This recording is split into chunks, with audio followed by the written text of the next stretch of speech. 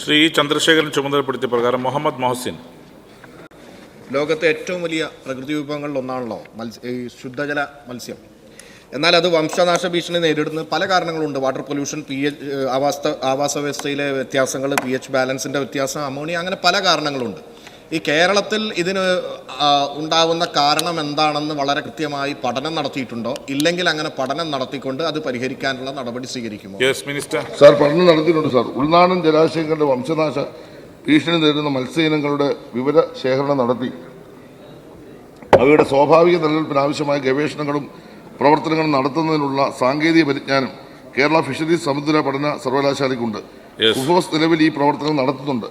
ഇതിന്റെ ഭാഗമായി അഷ്ടമുടി തടാകത്തിലെ മുഴുവൻ മത്സ്യങ്ങളുടെയും വിവരശേഖരണം നടത്തുകയും പിടിച്ചെടുക്കുന്ന മത്സ്യസമ്പത്തിന്റെ ഇനം തിരിച്ചുള്ള കണക്കുകൾ സഹിതം നമ്മൾ ഇപ്പോൾ പ്രസിദ്ധീകരിച്ചിട്ടുണ്ട്. സാർ, 3 അന്താരാഷ്ട്ര പ്രബന്ധങ്ങൾ ഇതുമായി ബന്ധപ്പെട്ട് പ്രസിദ്ധീകരിച്ചിട്ടുണ്ട്.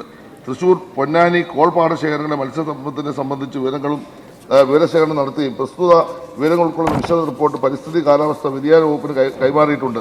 അച്ചൻകോവിൽ നദിയുടെ പ്രധാന കൈവഴിയിലായ കല്ലാർ നദിയുടെ മത്സ്യസമ്പത്തിനെ സംബന്ധിച്ച് വിവരശേഖരണം നടത്തി. സാർ, അങ്ങനെ വിശദമായ ഒരു റിപ്പോർട്ട് ഇവിടെ വെച്ചിട്ടുണ്ട്. മറുപടിക്ക് അതെല്ലാം ഉണ്ട്.